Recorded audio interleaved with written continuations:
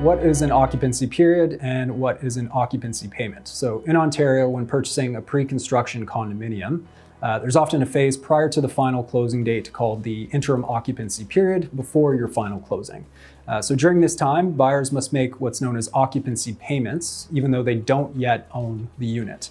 This phase exists because condominiums must be registered as a legal entity before title is transferred to a purchaser.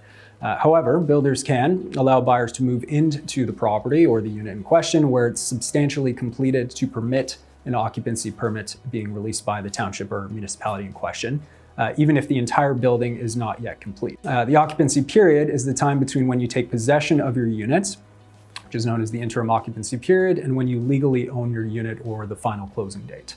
So during this period, you can live in the unit, but you do not yet hold title to the property as of yet. This only applies to pre-construction condominiums, not freehold homes, and the duration will vary. It can be several months to over a year, depending on the complexity of the project or the municipality in question.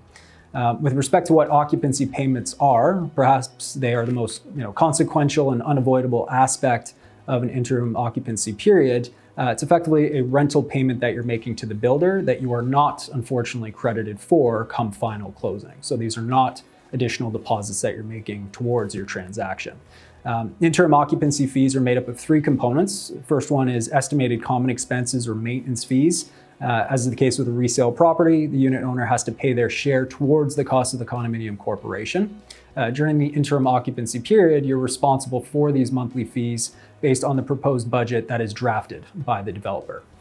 Second component of this is estimated property taxes.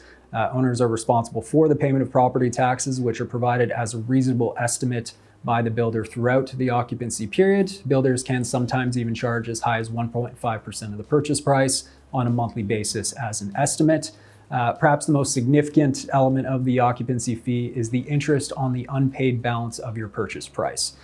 So the developer is permitted to charge interest based on the Bank of Canada one-year conventional mortgage rate, which as of February of 2025 was just shy of 7%. So if you've placed a 20% deposit on your transaction, you are paying monthly interest on the remaining 80% at that prescribed rate. As you can imagine, this can add up to several thousands of dollars payable on a monthly basis. So we strongly advise clients to not only have your agreement reviewed in full, but certainly understand your awareness and obligations with respect to these payments, as they can be quite costly.